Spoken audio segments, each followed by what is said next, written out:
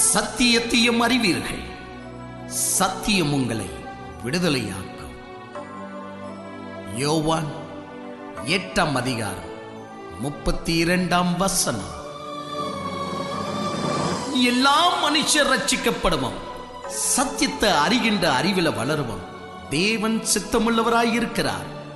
1 தீமோத்தேயு 2:4. அன்பு தேவ பிள்ளைகளுக்கு கர்த்தருடைய நாமத்தில் நல்வாழ்த்துக்கள். குட்டி சௌக்கியமா? கர்த்தர் ஆசீர்வதிப்பாராக.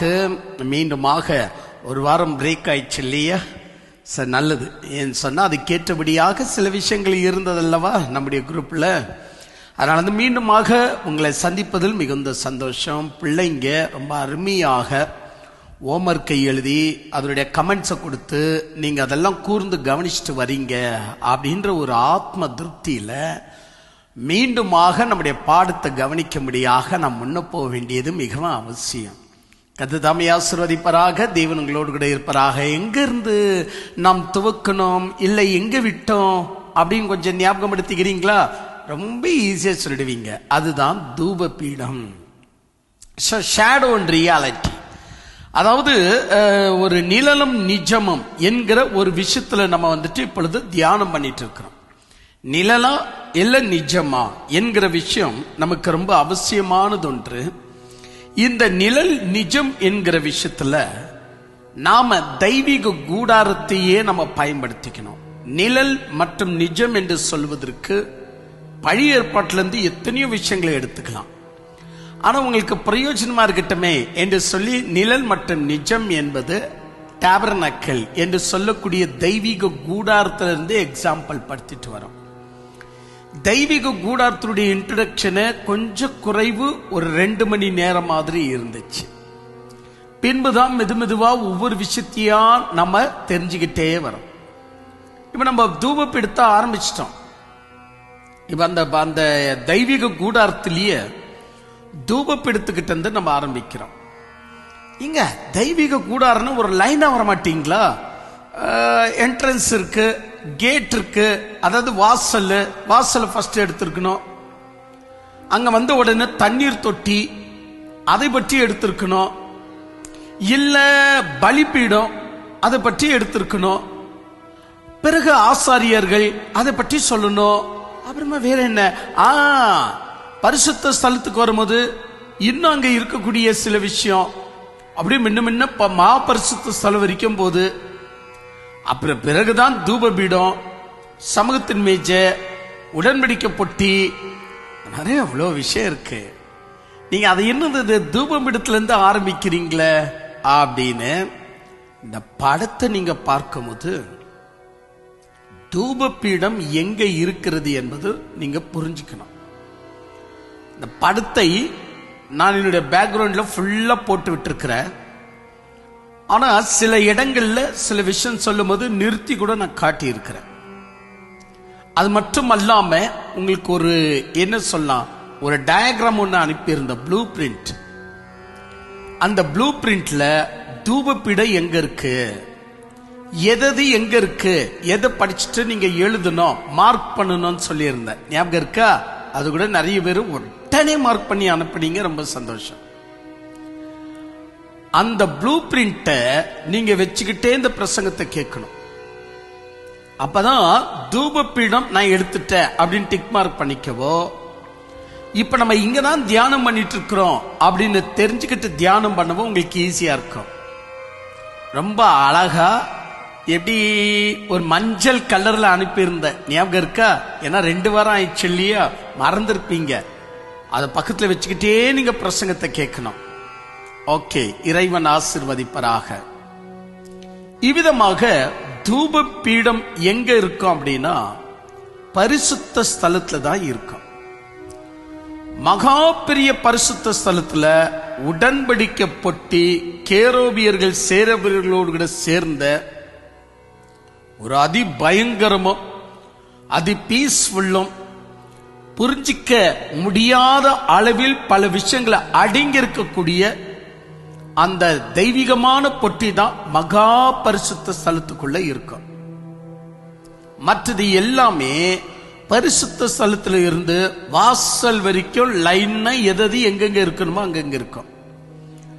அப்ப அந்த வகையில பார்த்தால் தூபபீடம் எங்க இருக்கும் அப்படின்னு சொல்லி கேட்டா, தூபம் பீடம் கொஞ்சம் குறைவு.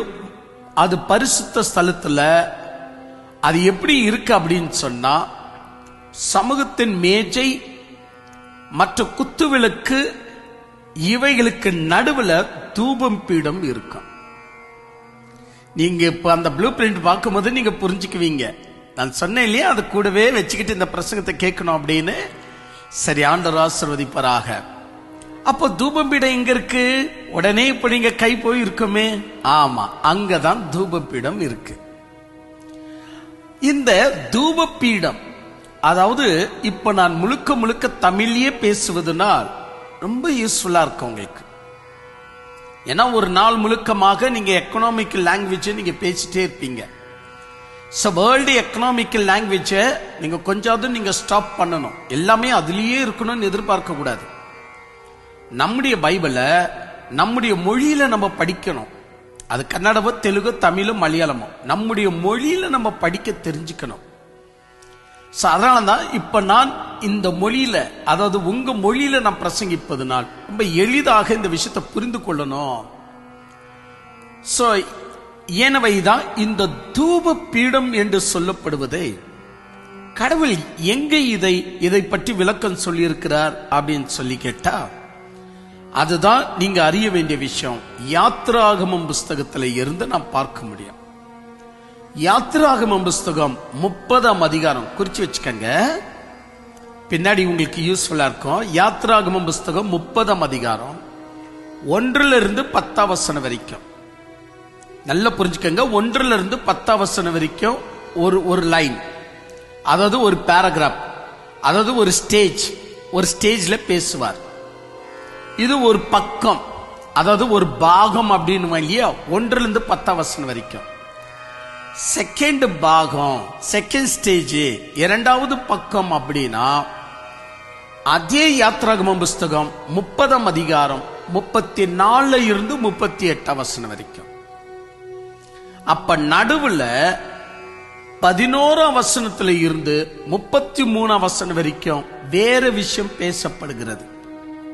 ஒரே 30ஆம் அதிகாரத்துல 2 விஷயம் பேசப்படுகிறது. அது எது அப்படின்னு சொன்னா, தூப பீடம் 30ஆம் அதிகாரம் 1 to 10 வரைக்கும் பேசிட்டு அத்துடன் 34 to 38 வரைக்கும் பேசும். அப்ப நடுவுல 11ஆம் வசனத்துல இருந்து 33ஆம் வசனம் வரைக்கும் வேற விஷயம் பேசுது. அதனால இருந்தா இப்ப நம்ம தூப பீடம் என்று முதல் எடுத்துக்கணும் இல்லையா. அப்போ இந்த 2 பாகத்தை மட்டும் தான் நம்ம கவனிக்கணும். ரொம்ப நல்லா இருந்துச்சு பிரதர், நீங்க சொல்றது ரொம்ப ஈஸியா இருக்கு, நானும் எழுதி வச்சுக்கினேன். அதாவது 30ஆம் அதிகாரம் 1 to 10 வரைக்கும் கரெக்ட், அது ஒரு பாகம். நெக்ஸ்ட் 34 to 38 வரைக்கும் சூப்பரா இருக்கு பிரதர், எழுதி வச்சுக்கினேன். Very good, எழுதிட்டீங்களா? இப்போ இந்த வசனத்திற்கு உள்ளாகவே நம்ம விஷயங்களை கவனிக்கணும். கொஞ்சம் குறைவு 15 வசனங்கள் தூப பீடத்தை பற்றி பேசப்பட்டிருக்கு. அது தவிர வேற வசனமே இல்லையான்னு கேட்க கூடாது. அது தவிர வேற வசனங்கள் எசேக்கியேல் புஸ்தகம், இப்ரியர் புஸ்தகம், ஏன் வெளிப்படுத்தின விசேஷம், ஏன் லூக்கா எழுதிய நற்செய்தி, எல்லா இடத்துலயும் சொல்லப்பட்டிருக்கு. ஆனா தியானிக்கிறதுக்கு ஒரு முறை வேணும் இல்லையா, ஒரு லைன் வேணும் இல்லையா. அதனுடைய ஆரம்பம் நம்ம புரிஞ்சுக்கிட்டு தானே அடுத்தடுத்ததுக்கு போக முடியும். தூப பீடத்தை குறித்து எசேக்கியேல் புஸ்தகம் போன்ற பழைய ஏற்பாட்டில் பல புத்தகங்கள்ல பேசப்பட்டு, புதிய ஏற்பாட்டிலும் பல புத்தகங்கள்ல பேசப்பட்டிருந்தாலும் ஆரம்பம் இங்க இருந்து தான். ஏதா நீங்களே சொல்லுங்க, ஆரம்பம் எங்க இருந்துன்னு. யாத்திராகமம் புஸ்தகம் 30ஆம் அதிகாரம் 1 to 10 வரைக்கும், அத்துடன் 34 to 38 வரைக்கும். ஓகே, இவ்வளவு விஷயம் நீங்க நன்றாக மனசுல வச்சிருக்கணும். அதான் நம்ம அடுத்தடுத்த விஷயத்தை நம்ம தியானிக்க போகும்போது நம்மளுக்கு ஈஸியா இருக்கும். சரி, இப்ப கடவுள் ஒரு தூப பீடத்தை செய்ய அப்படின்றார். படிக்கலாமா? 30ஆம் அதிகாரம் எடுத்துக்கிட்டீங்க இல்லையா? சரி, எங்கூட வரீங்களா? படிக்கிறீங்களா? உங்களுக்கு முடிஞ்ச கன்னடல நீங்க படிங்க, தெலுங்குல படிங்க, மலையாளத்துல படிங்க, இந்தியில படிங்க, இங்கிலீஷ்ல படிச்சுக்கோங்க. ஓகேயா? என் கூடவே பாருங்க. தூபம் காட்டுவதற்கு ஒரு தூப பீடத்தை சித்தி மரத்தினால் உண்டாக்குவையாக. ஆண்டவர் சொல்ற, சித்தி மரத்தினால் ஒரு தூப பீடத்தை உண்டாக்குவையாக அப்படின்னு ஆண்டவர் ஆரம்பிக்கிறார். அப்ப கடவுள் ஒரு ஆதி காலத்துல, நான் தான் சொன்னேன், கடவுளுடைய விஷயத்தை ரொம்ப நிதானமாய் பார்க்கணும். அவர் ஏதோ ஒன்று செய்ய சொல்லிட்டாருன்னு நம்ம அதை செஞ்சுனே இருக்க கூடாது, அது கூட குற்றமாயிடும். ஏதோ ஆண்டவர் ஸ்டாப் பண்ணிட்டாரு, அதை நம்ம முற்றிலும் விட்டுடக்கூடாது, அதுவும் பெரிய குற்றமாயிடும். நாம இதை புரிஞ்சுக்கணும். அப்படின்னா எதை சொன்னாரு, அதுல அவருடைய நோக்கம் என்ன, எதை ஸ்டாப் பண்ண சொன்னாரு, அதுல அவருடைய நோக்கம் என்ன, இப்படி நம்ம புரிஞ்சுக்கினாதான் கடவுள் சொல்ற விஷயத்துல குழப்பம் அடைய மாட்டோம். எப்படின்னு சொன்னா, ஆதி ஆகமம், அதாவது ஆதி காலத்துல இறைவன் கோயிலை கட்ட சொன்னாரு, தெய்வீக கூடாரத்தை கட்ட சொன்னாரு, இந்த இடம் தூபம் பீடம் வைக்க சொன்னாருன்னு காலம் காலமா செஞ்சுன்னு இருக்க கூடாது. கடவுள் ஏன் சொன்னார், எதுக்கு சொன்னார், அதுல அவருடைய நோக்கம் என்னன்னு புரிஞ்சுக்கிட்டா, அந்த புரிதலுக்காக தான் அதை இறைவன் செய்ய சொல்றார். பல நேரங்களில் நம்முடைய வாழ்க்கையில யாராவது வாய்ப்பேச்சிலேயே பேசிட்டு இருந்தா நம்மால சில புதிர்களை புரிஞ்சிக்க கஷ்டம். ஆமா, அது ரொம்ப கஷ்டமாயிருது. யாராவது வந்துட்டு ஒரு உதாரணத்தை தியரி மூலியமா சொல்லாம பிராக்டிக்கல் மூலியமா இரண்டு பாத்திரங்களை வச்சு இல்ல விஷயங்களை காட்டி நமக்கு சொல்லிக் கொடுக்கும் போது தலையில ஈஸியா ஏறுது, மறக்க முடியாத அந்த நிகழ்ச்சி மனசுல நின்னுருது. அது மட்டுமல்லாம அந்த உதாரணம் படுத்தி சொல்லும் போது நம்மளுக்கு சந்தோஷம் உண்டாகுது. ஆஹா, புரிஞ்சிச்சிங்க, ரொம்ப சந்தோஷமா இருக்குங்க, இதான் நம்மளுக்கு புரிதலுக்கு ரொம்ப ஈஸியா இருக்குங்க அப்படின்னு நம்ம சொல்லுவோம். அப்போ அந்த மாதிரி எந்த விஷயம் சொன்னாலும் கடவுள் இந்த மாதிரி பழைய காலத்துல இருந்து ஒரு உதாரணங்களை படுத்தி பேசுவார். அப்ப அந்த உதாரணங்களை படுத்தி பேசும்போது நம்ம என்ன பண்ணிட்டோம் அப்படின்னா, உதாரணத்துக்கு பயன்படுத்தப்பட்ட பொருள்களை நமக்கு சொந்தமாக்கி கொண்டோம். ஆனா எதற்காக இறைவன் இந்த பொருளை உதாரணம் படுத்தினார் என்கிற விஷயத்தை, மர்மத்தை, சாராம்சத்தை, சத்தியத்தை மறந்துட்டோம். இதுதான் பெரிய ஒரு தொல்லை நம்ம கிட்ட, எல்லார்கிட்டயும். விவேகானந்த கிட்ட, பரமஹன்சர் கிட்ட, ராமானுஜர் கிட்ட, அப்படி சொல்லிக்கிட்டே போனா எல்லார்கிட்டயும் இருக்கிற ப்ராப்ளம் இதுதான். இவங்க என்ன பண்றாங்க அப்படின்னு சொன்னா, ஒரு பொருளை இறைவன் உதாரணம் படுத்தும் போது அந்த பொருளை அதை அப்படியே பிடிச்சு வச்சுக்கிறாங்க. இதுதான் பல இருக்கு அப்படின்னு. ஒரு சின்ன உதாரணம் சொல்றேன். ஒரு முறை வந்துட்டு ஒரு வில்லேஜுக்குள்ள ஒரு டாக்டர் எல்லோருக்குமே மருத்துவம் பார்த்துட்டு வந்துட்டு இருந்தாரு. அந்த வில்லேஜில் அவர் சொல்ற விஷயத்தை எவ்வளவு முடியுமோ அவ்வளவு எளிதாக சொல்லுவதனால் வில்லேஜ்காரங்க புரிஞ்சுக்குவாங்க. ஆனா ஒரு முறை ஒரு வில்லேஜ்காரன் வந்திருந்தான். அவனுக்கு இவர் என்ன மொழிய சொல்லி புரிய வச்சாலும் அவனுக்கு புரியவே மாட்டேங்குது. சரி, அவர் சொன்னார், இந்த மாத்திரைய காலையில சாப்பிட்ற, காலையில அப்போ சாப்பாடுக்கு இந்த மாத்திரை சாப்பிடணும் அப்படின்னாரு. இவர் இப்படின்னு காட்டுறது அவனுக்கு புரியல. அவர் இப்படின்றாரு, அது கூட அவனுக்கு புரியல. அப்படின்னா என்ன அப்படின்னு அப்படியே முழிச்சு பார்க்கறான். அப்ப அவர் என்ன பண்ணாரு, சரி இந்த டேப்லெட் இங்க இருக்கட்டும் அப்படின்னு டேபிள் மேல இருந்து ஒரு பேப்பர் எழுத்து கிழிச்சு அந்த பேப்பரை சின்ன ரவுண்டா பண்ணிட்டு டேபிள் மேல வச்சுட்டு, இது பாரு, நல்ல பாரு, இது 3 ஒரு நாளைக்கு அப்படின்னு அந்த ரவுண்ட் பேப்பரை ஒரு பக்கம் தள்ளினார். மீண்டும் இந்த பேப்பர் எடுத்தார், இது செகண்ட் நாளைக்கு. ஓகே, இந்த டேப்லெட் அப்படிதான் பிரிக்க கூடாது, நீ வீட்டுல தான் போய் பிரிக்கணும், சீல் போட்டிருக்குது இந்த டேப்லெட் டப்பா மேல. அதனால நான் உனக்கு விவரிக்கிறேன், நீ ஊருக்கு போன உடனே இது செய்ய அப்படின்னு அவனுக்கு சொல்றாரு. அதுக்கு அந்த பேப்பரை கிழிச்சு ரவுண்ட் பண்ணி அதை காட்டுறாரு. இது காலையில போடணும், இது மத்தியானம் போடணும், இது நைட்டு போடணும், இப்படி நீ செஞ்சுட்டு வந்தனியா 15 நாள்ல நீ குணமாயிடுவ. அவரால முடிஞ்சது சொன்னார். அவனை அனுப்பி கொடுத்தார். அவனும் போயிட்டான். 15 நாள்ல குணமாக வேண்டிய வியாதி, அந்த வியாதி, அதாவது அவன் வரணும், 15 நாள் விட்டு வரணும் டாக்டர் கிட்ட. அவன் என்ன பண்ணிட்டான், 2 நாள் விட்டு வந்துட்டான். டாக்டருக்கு ஒரே ஆச்சரியம், ஏதாவது பிரச்சனை ஆயிருக்குமா, 15 நாள் விட்டு அல்லவன் வந்திருக்கணும், உடனே வந்திருக்கிறானே, அடுத்த நாளே வந்திருக்கிறானே, என்ன இருக்கும் அப்படின்னு சொல்லி அவனை விசாரிச்சார். அவன் சொன்னா, ரொம்ப தேங்க்ஸுங்க அப்படின்னா. ரொம்ப தேங்க்ஸுங்க, நான் குணமாயிட்டேன், இந்த டாப்லெட் மற்ற யாருக்காவது யூஸ் ஆகும் வச்சுக்கோங்க அப்படின்னா. அவரும் பார்த்தாரு, அவன் உண்மையிலேயும் குணமாயிட்டு இருக்கிறான். என்ன இவன் குணமாயிட்டானே அப்படின்னு சொல்லிட்டு அவன் கொண்டு வந்த டாப்லெட், அது 15 நாளுக்கு உண்டான டாப்லெட். ஒரு நாளைக்கு 3 டாப்லெட்னா 15 நாளைக்கு எவ்வளவு ஆகும் நீங்களே நினைச்சு பாருங்க. அப்ப ஏறக்குறைய ஒரு 45 டாப்லெட் ஒரே நாள்ல வந்திருக்கிறான் அப்படின்னா ஒரு 9 டாப்லெட் போயிருக்கும். மீதி எவ்வளவு டாப்லெட் இருக்கணும் இல்லீங்களா? அதனால டாக்டர் அதை எடுத்து வச்சுக்கினாரு. சரி, நீ குணமாயிட்டே, எனக்கு ரொம்ப சந்தோஷம் அப்படின்னு அந்த மூடியை திறந்து எவ்வளவு டாப்லெட் இருக்குன்னு பார்த்தா சீல் பிரிவே இல்லை, சீல் அப்படியே இருக்கு. ஆச்சரியப்பட்டவர், நீ மாத்திரை சாப்பிடலையான்னு.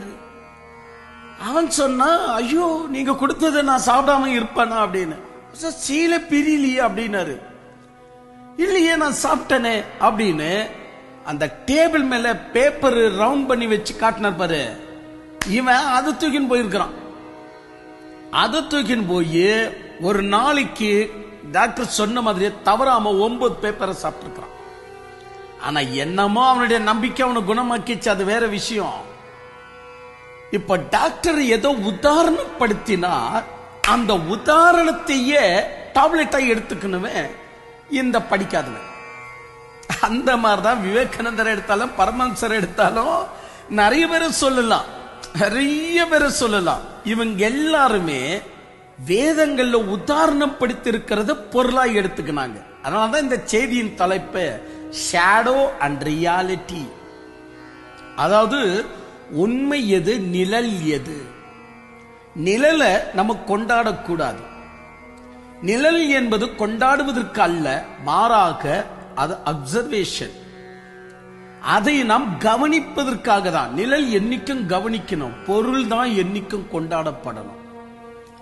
அந்த மாதிரி ஒரு ஒரு ஒரு நிழலாக சொல்லப்படுகிற பொருளையே நம்ம தூக்கி போய் சாப்பிட்டோம் அப்படின்னா எங்கிருந்து இதனுடைய விட எங்க கிடைக்கும்? புத்தர் கடவுளை தேடுறேன்றார், தேடினதை கண்டுபிடிச்சன்னு சொன்னாரா? பரமஹம்சர் கடவுளை தேடினார், தேடினதை கண்டுபிடிச்சன்னு சொல்ல தைரியம் இருந்துச்சா? ரமணஸ்ரீ கடவுளை தேடி இருக்கிறேன்னு சொன்னார், தேடினதை கண்டுபிடிச்சேன்னு தைரியம் இருந்துச்சா? எல்லாருமே தேடுறது என்ற அந்த மாய வலைக்குள்ளவே சென்றார்களே ஒழிய தேடினதை கண்டுபிடித்தேன் என்று சொல்ல முடியல. உதாரணமாக புத்தன் ஞானத்தை கண்டடைந்தேன் என்று அவரால் சொல்ல முடியல. நாம் தான் சொல்லி இருக்கிறோம் புத்தருடைய போதனை ஞானம் உள்ளதுன்னு. ஆனா அவரால் சொல்ல முடிந்ததா? ஏன்னா அவரை பொறுத்த வரைக்கும் அது சொல்ல முடியாது. அப்ப கடவுள் யாரு? நான் தேடிக்கொண்டிருக்கிறேன். தேடுகிறவன் சிறந்தவன் அல்ல, கண்டுபிடித்தவன் தான் சிறந்தவன். அப்ப இந்த வகையில நம்ம உற்று கவனித்து பார்த்தால் கடவுள் யூதர்கள் மூலியமாக்க இடீ மனு உலகத்துக்கு ஒரு மெசேஜ் சொல்லும்படியாக உதாரணம் படுத்துறார். நிறைய விஷயம் உதாரணம் படுத்துறார். அந்த உதாரணங்கள் இஸ்ரேல் மக்கள் அதை ஒரு பொருளாய் எடுத்து அதை கொண்டாட ஆரம்பிச்சிட்டாங்க. ஏனவைதான் கடவுளின் நோக்கம் உலகத்துல பிரதிபலிக்கப்படவே இல்லை, அப்படி போயிடுச்சு. கடவுளுடைய நோக்கம் உலகத்துல பிரதிபலிக்கப்படணும்னா யார் கையில இறைவன் உதாரணப்படுத்தினாரோ அவன் மிகவும் அருமையாக அதை மக்கள் அண்டையில சேர்த்திருக்கணும். சேர்க்கல. அவங்க உதாரணத்தை அவர்கள் இந்த வில்லேஜ்காரன் பேப்பரையே மருந்தாக பயன்படுத்தினது போல உதாரணங்களையே இவர்கள் அதை ஒரு என்ன சொல்லலாம், கொண்டாடுதலுக்கு ஏற்றதாக, இறுதி முடிவுக்கு ஏற்றதாக அதை இவங்க ஏற்படுத்திக்கினாங்க. அப்ப இது எவ்வளவு ஒரு பெரிய பிரச்சனை. கடவுள் இந்த இடத்துல ஒரு விஷயம் சொல்றார். எங்க இந்த பலிபீடம், தூப பீடம், இந்த ஆலயம் என்ற விஷயத்துல ஒரு விஷயம் சொல்றார். எதை செய்தாலும் தண்ணியில கழுவணும். தண்ணி தான் உங்களை சுத்தப்படுத்தும். அது ஏதோ ஒரு அர்த்தத்தை சொன்னார். இந்த விஷயம் அந்த காலத்துல இந்த வால்மீகிக்கோ அந்த காலத்துல ஊர் ஊரா சுத்தக்கூடிய இந்த வியாபாரிகளுக்கோ ஏதோ ஒரு விஷயத்துல இந்த வேதம் புரிஞ்சிருக்கு. தெளிவா புரியாவிட்டாலும் இந்த எடுக்கும் முடுக்கா புரிஞ்சுக்கிற ஒரு விஷயம் வருது பாரு. எதை செய்தாலும் தண்ணியில கழுவுங்க அப்படின்னு, பாவத்தை கூட தண்ணியில தான் கழுவணும்னு தவறா புரிஞ்சுக்கிட்டு பாவத்தையும் தண்ணியில கழுவுவதற்கு ஏதுவாக கங்கை யமுனை போன்ற நதிகளை பயன்படுத்தி இவங்க வந்த பாதை, அதாவது நம்முடைய மகாருஷிகள் வந்த பாதையோட மடத்தனை என்பது தெரியுது தானே. ஏன் சொன்னா இவங்களுக்கு அந்த நேரத்தில் சொல்லிக் கொடுக்கக்கூடிய நிதானிக்கக்கூடிய எஜுகேஷன் இல்லை. இப்போ நான் பேசுகிறேன், ஆனா என் இரும்பலுக்கு பரிகாரம் எனக்கு தெரியாது. ஆனா எனக்கு இன்னொருத்தர் என்ன பண்ணுவார், அவருக்கு பேச வராது, அதாவது ரெவலேஷன் வராது, ஆனா இரும்பலுக்கு மருந்து கண்டுபிடிப்பார். அவர் என்ன பண்றாரு, என்ன அடுக்கி வச்சிருந்தார். ஏனது பெரிய பேசுறது, உனக்கு பேசதான் தெரியும். இப்ப நான் இருமல் மருந்து கொடுக்கலன்னு வச்சுக்க, நீ செத்த போயிருப்ப, அப்ப சகல விஷயமே என்கிட்ட தான் இருக்கு அப்படின்னு சொல்லுவதனால் ரெவலேஷன் கண்டுபிடிக்கிறவங்க கூட இருமல் மருந்துக்காரனுக்கு அடங்கிறான். அந்த மாதிரிதான் சித்தருங்க செய்த பைத்திய விஷயங்கள்.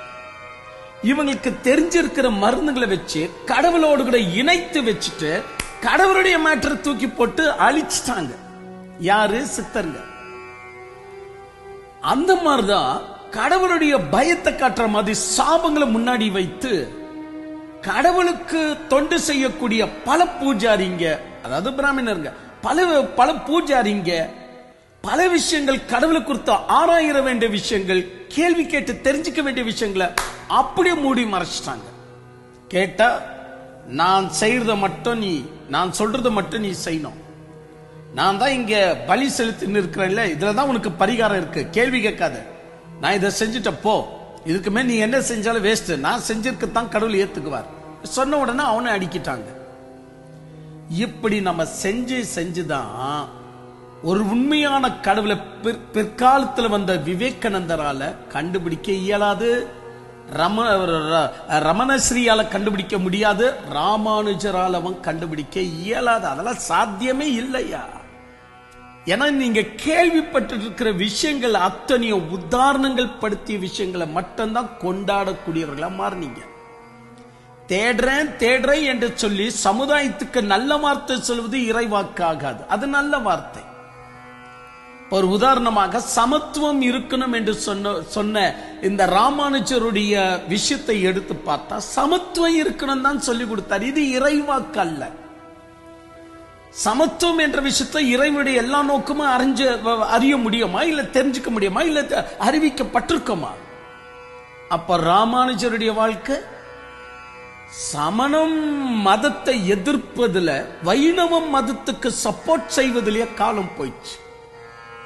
அப்ப எப்படி இவரால் உண்மையை கூற முடியும், உண்மையை எப்படி பேச முடியும்?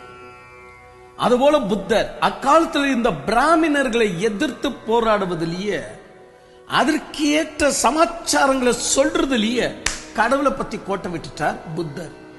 அவ எப்படி புத்தருக்கு கடவுளை பத்தி தெரிய வரும்? அந்த காலத்துல ரொம்ப முக்கியமான ஒரு விஷயம் என்னன்னு சொன்னா, இப்ப நம்ம இருக்கிற மாதிரி கம்யூனிகேஷன்ல யாருமே இருந்திருக்கல. அந்த காலத்துல அவங்களுடைய மொழி, அவங்களுடைய ஜாதி தான், அதுவும் முக்கியமா ஜாதி தான் சொன்னோம். அதனால ஒரு உண்மையை யூதர்கள் மூலியமா இறைவன் தெரிவித்தாலும் யாருமே ஏத்துக்க மாட்டாங்க. ஏன்னா அது யூதருக்கு சேர்ந்த கடவுள், இது நமக்கு சேர்ந்த கடவுள்.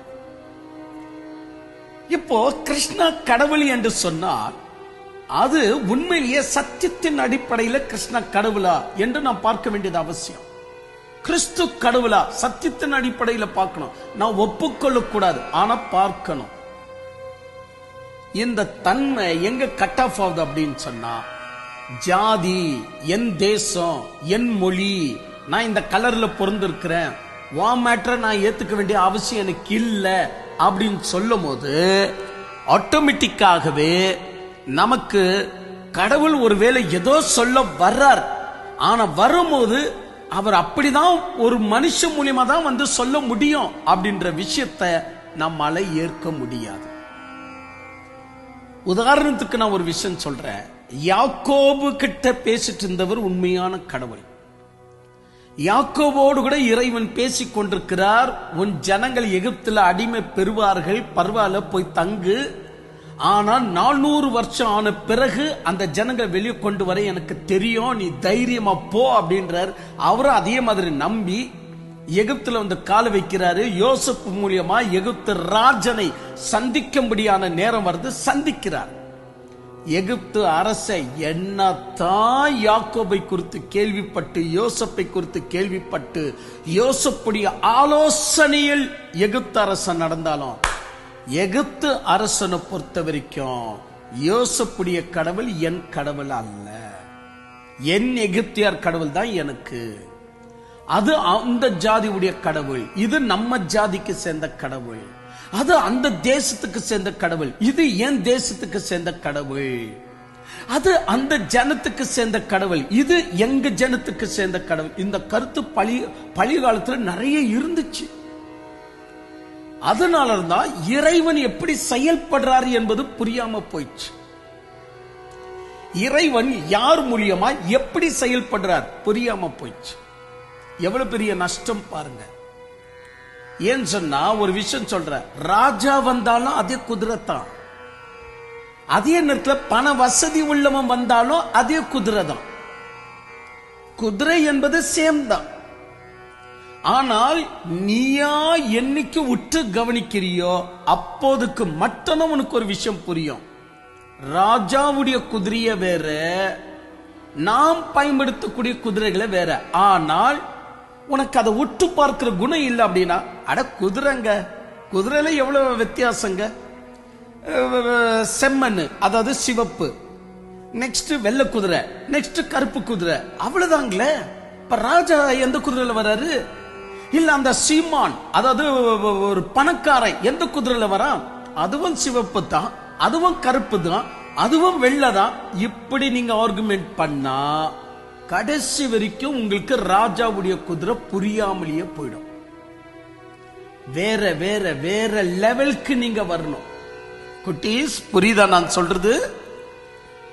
அப்ப நாம உற்று கவனிக்க வேண்டிய ராஜாவின் தன்மைக்குரிய குதிரை எது என்பது, அதை பார்க்கிற லெவலுக்கு என்னைக்கு நாம் வருகிறோமோ எளிதாக புரிந்து கொள்ளலாம்.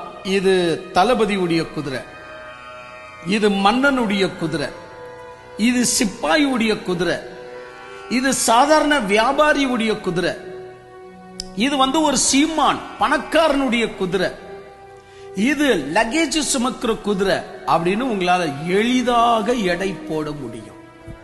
இதெல்லாம் ஏன் ராமானுஜரால முடியல? ஏன் ரமணஸ்ரீயால முடியல? முடியாது.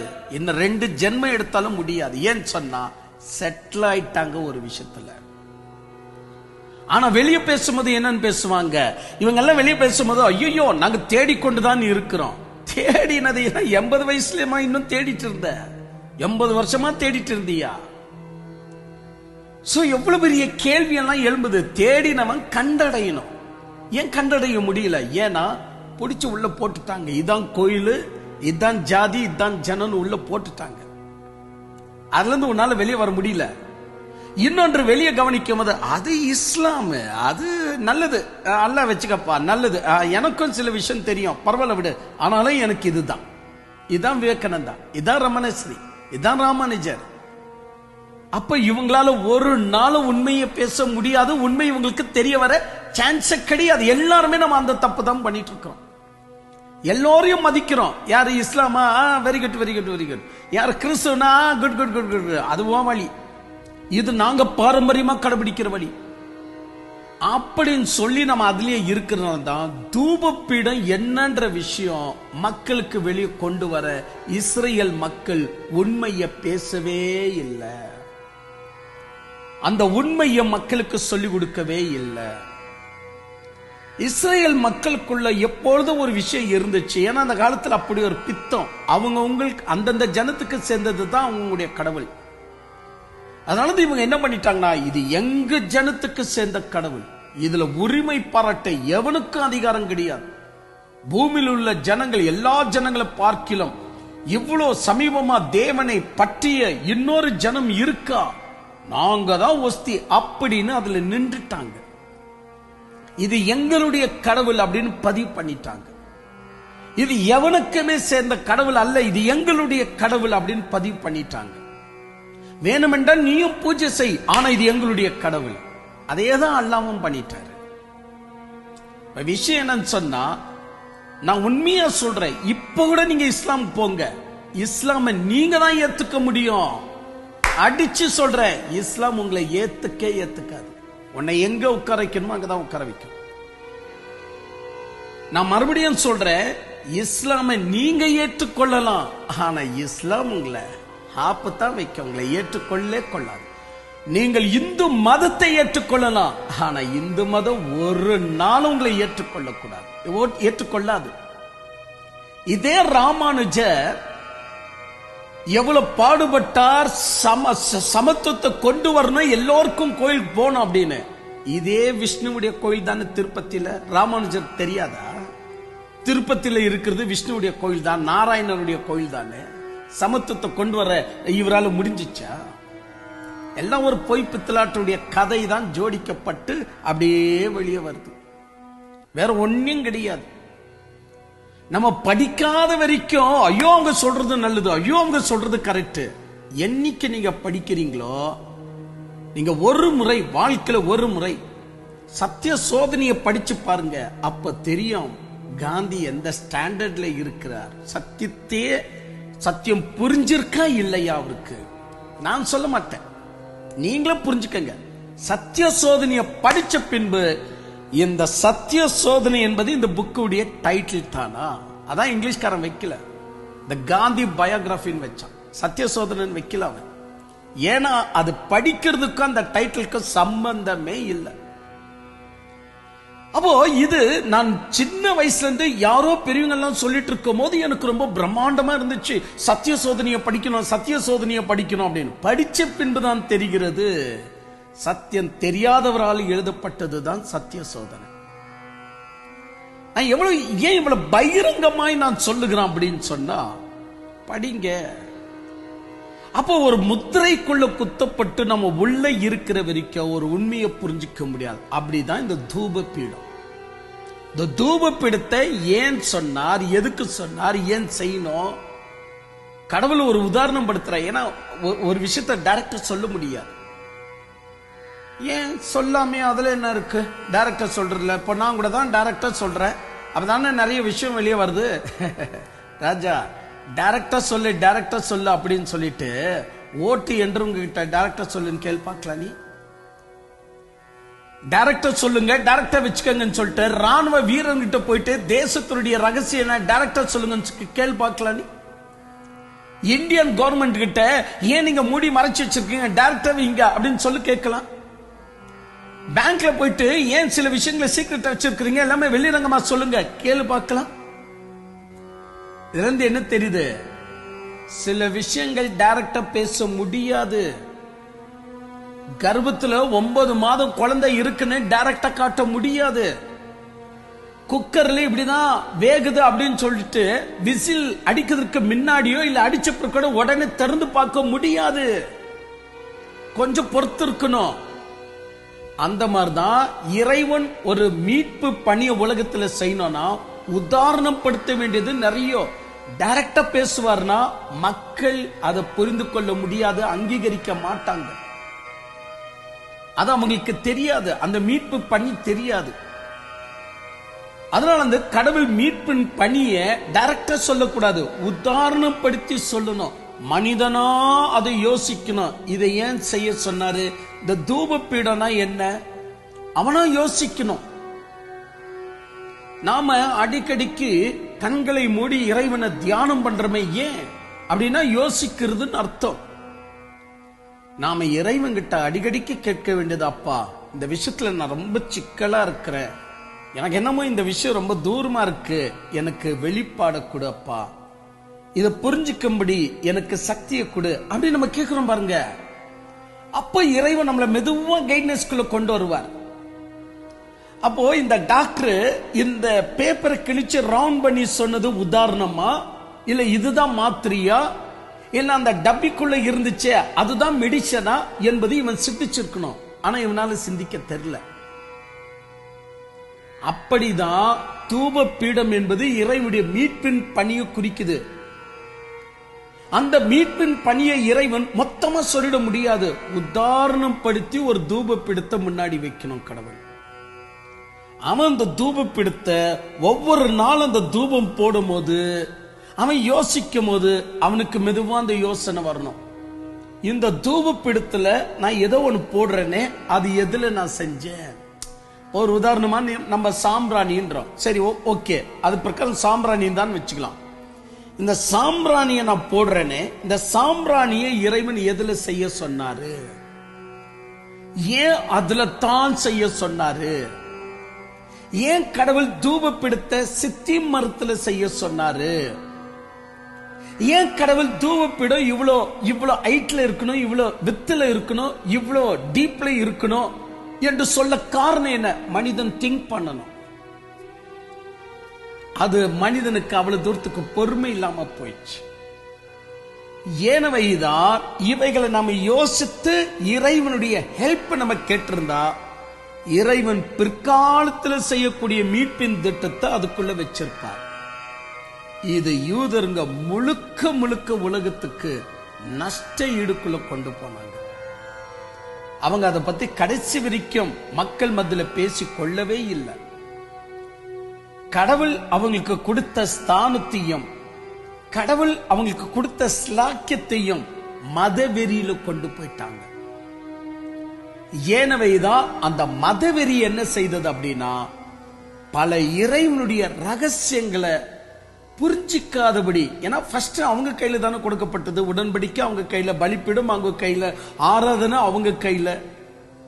அதாவது ராஜா வருவார், ராஜா வரணும் அப்படின்னா ஒரு குதிரை மேல தானே வர முடியும். அந்த மாதிரிதான் மீட்புக்குரிய ராஜா இந்த உலகத்துல வரணும்னா யூதா என்ற ஒரு குதிரை மீது தான் வந்தார். இஸ்ரேல் என்ற ஒரு ஜனம் என்ற ஒரு குதிரை மீது தான் உலகத்துல வந்தார். ஆனா அந்த குதிரை என்ன செய்து விட்டது அப்படின்னா ராஜாவையும் மூடி மறைச்சிச்சு. ஆனா அந்த குதிரை ட்ரை பண்ணி இருந்தா அது சொல்லி இருக்கலாம், என் மீது யார் உட்கார்ந்து இருக்கிறவர் என்று சொல்லி தன்னுடைய கம்பீர நடை மூலியமாக தனக்கு அடையாளம் படுத்தி வைக்கிற ராஜாவுடைய அந்த அந்த அந்த அடையாளம் சின்னமாக அது வெளிப்படுத்தி இருக்கலாம். ஆனா குதிரை அப்படி வெளிப்படுத்தல. அதனால அந்த உலகத்துல பல்வேறு ஜனங்களுக்கு உண்மை கடவுள் எது என்று கடைசி வரைக்கும் தெரியாமலேயே போயிடுச்சு. இதுக்கு காரணம் யூதர்கள் செய்த அட்டுவலி, மதத்தின் வெறி. எல்லாமே மதத்தின் ஆச்சாரத்துல கொண்டு போய் நிக்க வச்சுட்டாங்க. அடுத்தது என்னன்னு சொன்னா ஜாதி வெறி யூதர்களுக்குள்ள நிறைய இருந்துச்சு. அந்த ஜாதி வெறியில கொண்டு போய் இந்த கடவுளுடைய மகத்தான ரெவலேஷனை மூடி மறைச்சிட்டாங்க. ஆனா நம்ம உள்ள போய் வேதத்தை வாசித்தா பிரியமானவர்களே, குட்டீஸ், கடவுள் எல்லோரையும் நேசிக்கிறார் என்றும் எந்த ஜாதிக்கும் கடவுள் சொந்தம் இல்லை என்றும் கடவுளை எல்லோரும் தகப்பன் என்ற அழைப்புக்குள்ள அழைக்க முடியும் என்பதையும் அதே யூதர்களுக்குள்ள சில புனிதவாளுங்க மட்டும்தான் அதை வெளிப்படுத்தி காட்டாங்க. அதுல ஒருவர் தாவீதை போல இறைவனுடைய விஷயத்தை அவ்வளவு வெளிரங்கமாய் பேசிய இன்னொரு மனிதனை நம்ம காணவே முடியாது. ஈவன் ஆதாமியோ ஏசியாவையோ எலியாவோ கூட காண முடியாது. ஆனா தாவீதுக்குள்ள அவ்வளவு ஸ்லாக்கியம் இருந்தது.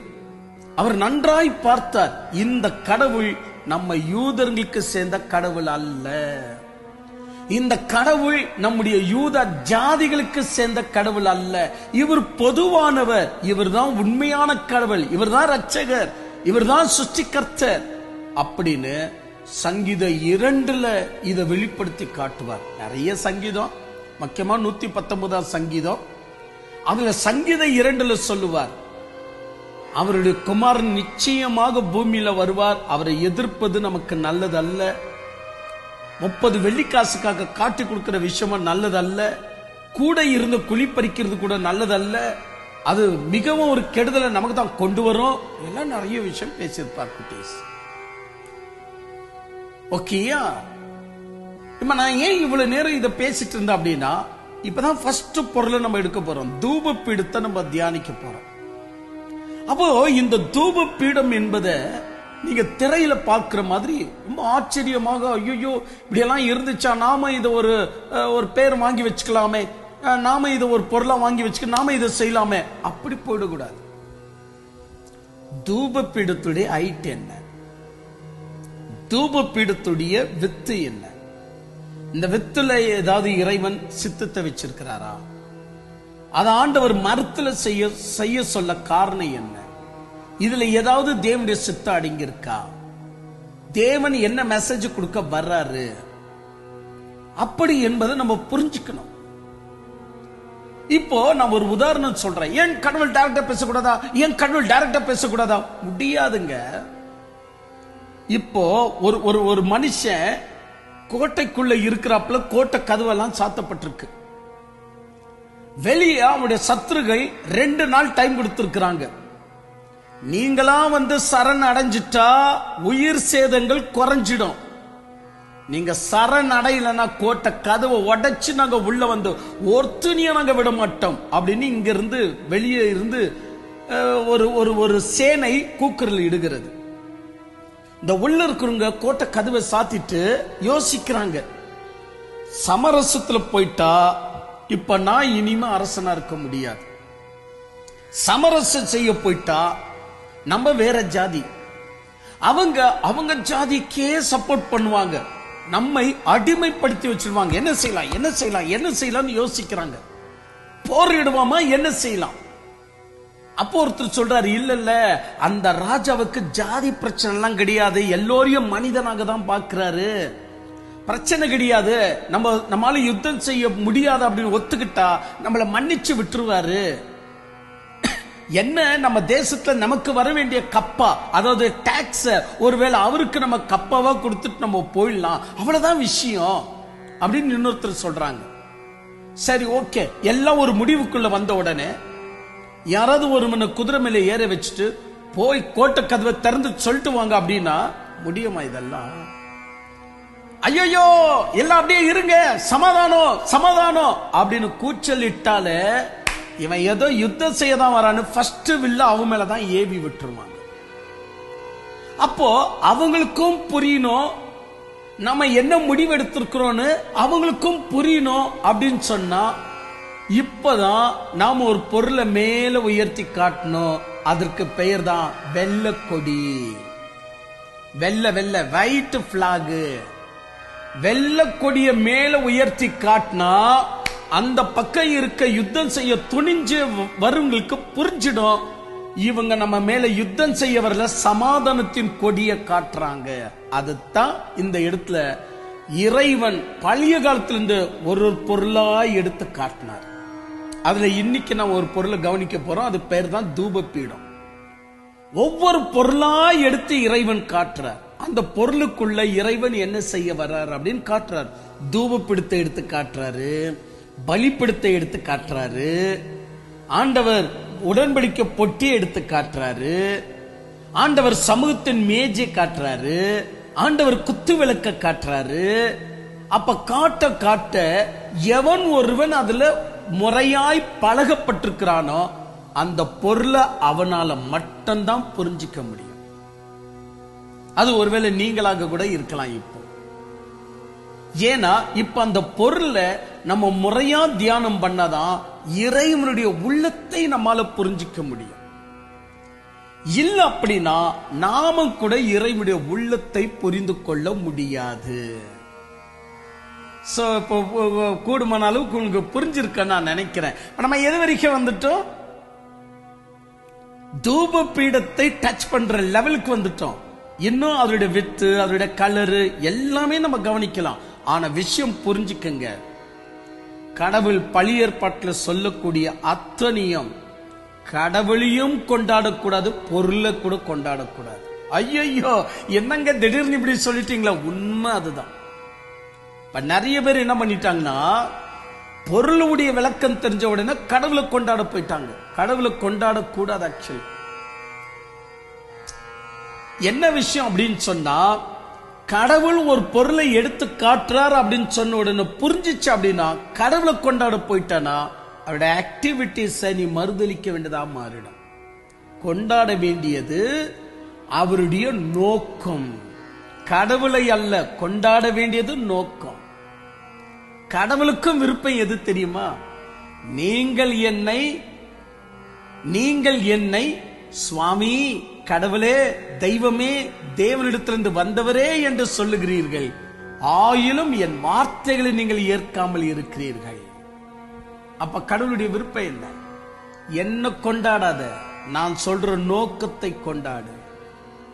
அப்பதான் உனக்கும் பெனிஃபிட், எனக்கும் பெனிஃபிட்ஸ்.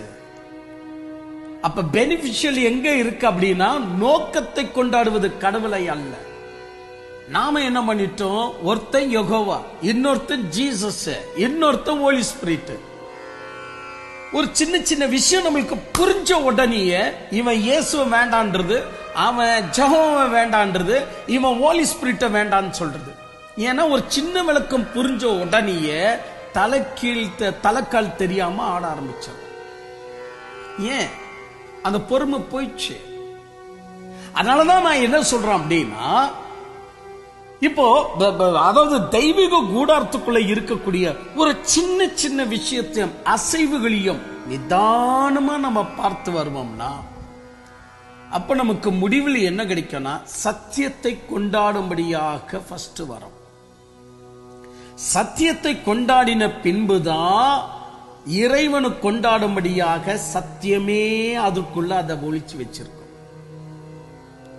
இப்ப நம்ம என்ன செய்யணும் அப்படின்னா மதம், ஜாதி போன்ற சில விஷயங்களை கழட்டி விட்டு மெதுவாக இப்ப நம்ம கவனிக்க வேண்டியது தூபம் பீடம் என்ன அப்படின்னு நம்ம கவனிக்க வரணும்.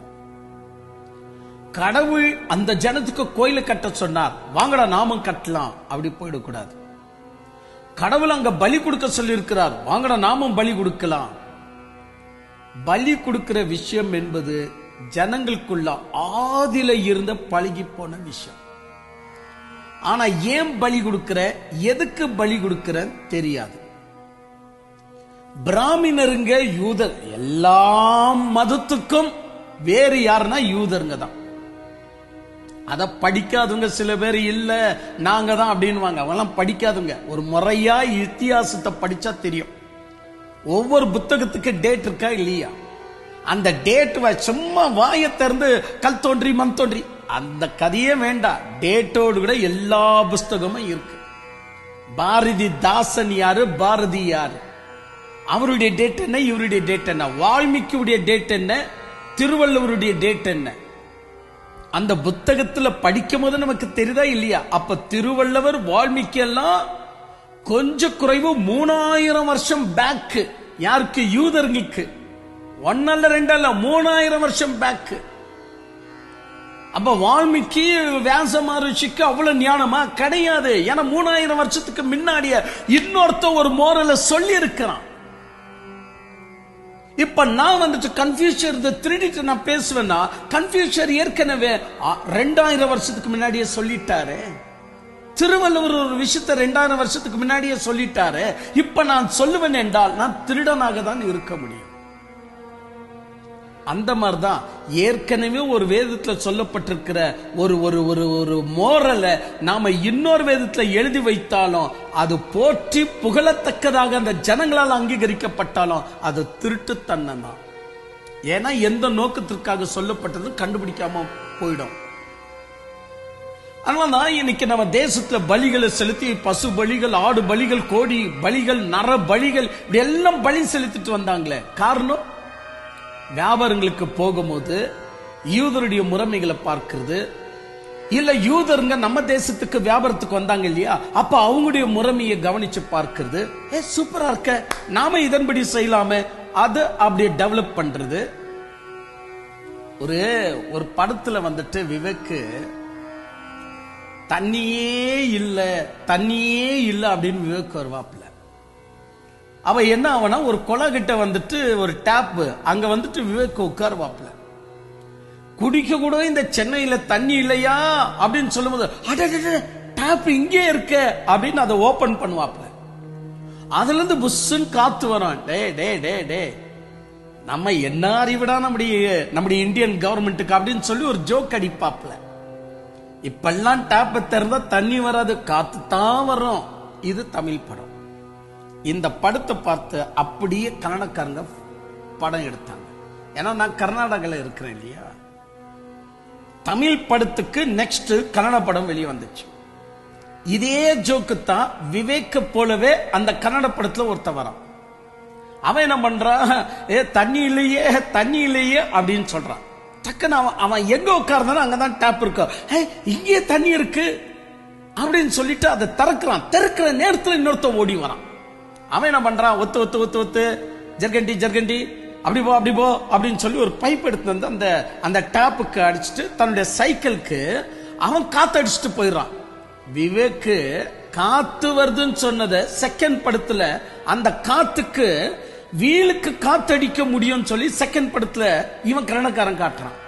இப்படிதான் யூதர்களுக்குள்ள பலி இருந்துச்சு. ஆனா அந்த பலியை சரியா புரிஞ்சுக்க தெரியாத வால்மீகி தன்னுடைய தேசத்துக்கு வேற வகையில் கற்றுக் கொடுத்ததுனால் போச்சு. எல்லாமே எல்லாம் பலிய வேற வேற டெவலப்ல கொண்டு போயிட்டோம்.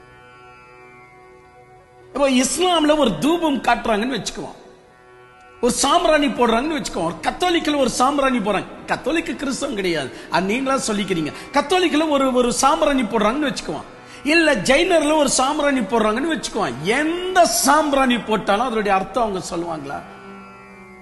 நான் கேட்கிறேன், ஒரு ஆலயத்துக்கு வர்றதுக்கு முன்னாடி செருப்பு கட்டுன்னு இறைவன் சொல்றார். நம்ம இத வரைக்கும் செருப்பு கட்டணும்னா பரிசுத்தம் என்ற ஒரு விஷயம் மட்டும்தான் நினைவுல இருக்க ஒழிய ஃபர்ஸ்ட் இறைவன் செருப்ப கழட்டுன்னு சொல்றார். செப்பல கழட்டு, பாதரட்சிய கழட்டு அப்படின்றார். யாருக்கு? மோசைக்கு. உன் பாதரட்சிய கழட்டு அப்படின்றார். அந்த நோக்கம் என்னன்னு ஒன்னு மோசை சொல்லணும், இல்ல கடவுள் சொல்லணும். ரெண்டு பேர் சொன்னதாக கிறிஸ்தவங்களே கண்டுபிடிக்கலனா பிற மதத்தார்கள் எப்படி கண்டுபிடிப்பாங்க? சாரி, கிறிஸ்தவங்க சொல்லிட்டேன். யூதர்களே கண்டுபிடிக்கலனா பிற மதத்தார்கள் எப்படி கண்டுபிடிப்பாங்க? பிற மதம் சொல்லுவதுதான் கிறிஸ்தவம். கிறிஸ்தவமே கண்டுபிடிக்கல அப்படின்னா இன்னும் வேறு மதத்தார்கள் எப்படி கண்டுபிடிப்பாங்க? ஏன் நம்ம ஆலயத்துக்கு வெளியே நம்முடைய பாதரட்சியை கழட்டி வைக்கிறோம்? இப்போ இங்க இருந்து ஸ்டார்ட் ஆகுது. ஏன் நம்ம தூபம் இடுறோம்? ஏன் நம்ம கேண்டில் கற்பூரத்தை ஏத்துகிறோம்? எத்தனை விஷயம் தாறுமாறாய் எல்லாருமே வெவ்வேறு விஷயத்துல டெவலப் பண்ணிட்டு போயிட்டாங்க. அதனாலதான் குட்டீஸ், நான் எதுக்கு இவ்வளவு வளவளம் பேசுறேன் அப்படின்னு நீங்க எடுத்துக்கிட்டாலும் நான் ஒரு விஷயத்தை உங்களுக்கு நினைவுபடுத்துறேன். கேட்க வேண்டிய ஒரு என்ன சொல்லலாம், ஒரு நல்ல ஒரு சத்தியத்தை முறையா நீங்க கேட்டாதான் நீங்க என்ன பண்ண முடியும் அப்படின்னா, அந்த முறையாய் கேட்ட சத்தியம் உங்களுக்குள்ள அந்த வெளிச்சத்தை கொண்டு வரும். அப்ப அந்த வெளிச்சம் என்பதுதான் உங்களுக்கு தெளிவை கொண்டு வரும். அதனாலதான் நம்முடைய பெரியவங்க ஒரு வார்த்தை சொல்லுவாங்க, படி படித்தது சிந்தி. என்ன சொல்றாங்க பாருங்க, படி நீ படிக்கிறவனா மாறு. ஆனா வெறும் படிக்கிறதல்ல, படித்த பின்பு சிந்திக்கிறவனாய் மாறு. சிந்திச்ச பின்பு தெளிவுள்ளவனாக மாறு. அதற்கு பிறகுதான் கிரியை செய்யக்கூடியவனா மாறு. அப்ப எவ்வளவு ஸ்டேஜஸ் இருக்கு பாருங்க. ஃபர்ஸ்ட் நம்ம படிக்கணும், அதாவது தெரிஞ்சுக்கணும். பிறகுதான் அதை குறித்து சிந்திக்கணும். அதற்கு பிறகுதான் தெளிவடையணும். அதற்கு பிறகுதான் அதை குறித்து தொண்டு செய்யணும். அது வரைக்கும் செய்யக்கூடாதுன்னு அர்த்தம். ஏன்னா எல்லாமே அறியும் குறையமா போயிடும். அப்போ நீங்க எந்த விஷயத்தை எடுத்தாலும் உலகத்துள்ள எல்லா மதங்களும் என்ன செய்து அப்படின்னா, உன்னை படிச்ச உடனே ஆக்டிவிட்டிஸ் தொண்டு செய்வதற்காக இறங்கினதுதான் மாம்பெரிய பாதகம். எல்லாமே அவங்க கேட்டபடியா அது நடக்கப்பட்டபடினால் அது அப்படியே அந்த விஷயத்திலேயே போயிடுச்சு. ஆக்சுவலி இந்த முகமது என்கிற அவரு இதே மக்கா மதீனாக்குள்ள வருகிற ஜனங்களுக்கு டிராக்ஸ்களை கொடுத்து, அதாவது பேச்சுவார்த்தை, கடவுள் எனக்கு வெளிப்பட்டாரு அப்படின்னு சொல்லி இஸ்லாம் ஜனங்களை மனமாற்றுதல் செய்யும் போது மெக்கா மதீனாக்குள்ள உலகத்தில் உள்ள எல்லா இஸ்லாமியர்கள், அப்ப அவங்களுக்கு இஸ்லாமியன் பேர் அல்ல, உலகத்தில் உள்ள எல்லா ஒரு அரபியன்ஸும் அந்த மெக்கா மதீனாக்கு வந்துட்டு இருந்தாங்க. அப்ப அந்த கடவுள் அல்ல, அங்க ஏற்கனவே 832 தேவர்கள் தங்கியிருந்த ஒரு சில வெளிப்பாடு. அதை தான் அவங்க சுத்தின்னு இருந்தாங்க. அதை அப்படியே முகமது எடுத்து ஆதாமுடைய கல்லி என்று நாட்டி அதை சுத்த வச்சிருந்து இதுல என்ன மேன்மை வந்துச்சு சொல்லுங்க? அன்னைக்கு இருந்த ஜனங்களை எப்படியாவது இவங்க இந்த வழியில வரணும் அப்படின்னு சொல்லி அந்த வழியை ஸ்டாப் பண்ணி, ஆனா சேம் மேட்ரு அவ்வளவுதான், வெறும் பொருள் வண்டி சேஞ்ச் ஆகுது. கேள்வி யாராவது இந்த வரைக்கும் கேட்டு இருக்கிறானா? கேட்கறது இல்லை. ஏன்னா கேட்டா பிரச்சனை, அவ்வளவுதான், முடிஞ்சு போச்சு. இப்ப அது அப்படியே ஸ்டாண்டர்ட்ல வந்து நின்றுட்டு இருக்குது. என்ன மேன்மைன்னு சொல்றேன்? அது மேலோகத்துல அந்த கல்லு விழுந்தாலும் ஒரு மேன்மை கிடையாது. இல்ல நீ என்ன சொன்னாலும் எந்த மேன்மையும் கிடையாது. ஏன் சொன்னா சத்தியத்துலதான் மேன்மை இருக்க ஒழிய கல்லு மண்ணுக்குள்ள மேன்மை அல்ல, சத்தியம். அப்போ ஒரு தூப பீடம் இருக்கிறது. அந்த தூப பீடத்துக்குள்ள இறைவன் தன்னுடைய மெசேஜ ஒளிச்சு வச்சிருக்கிறாரு. அந்த மெசேஜ நம்ம பார்க்கும் போதுதான் ஓஹோ தூப பீடம், அப்போ இந்த மெசேஜ் தான் இறைவன் சொல்ல வர்றாரா? உங்களுக்கு உதாரணம் சொல்லும் சொன்ன பாருங்க. ஒரு நாட்டு அரச வெள்ளக்கொடியை உயர்த்தி வைப்பான் என்று சொன்னா அதுல பல மெசேஜ் உள்ள இருக்கு.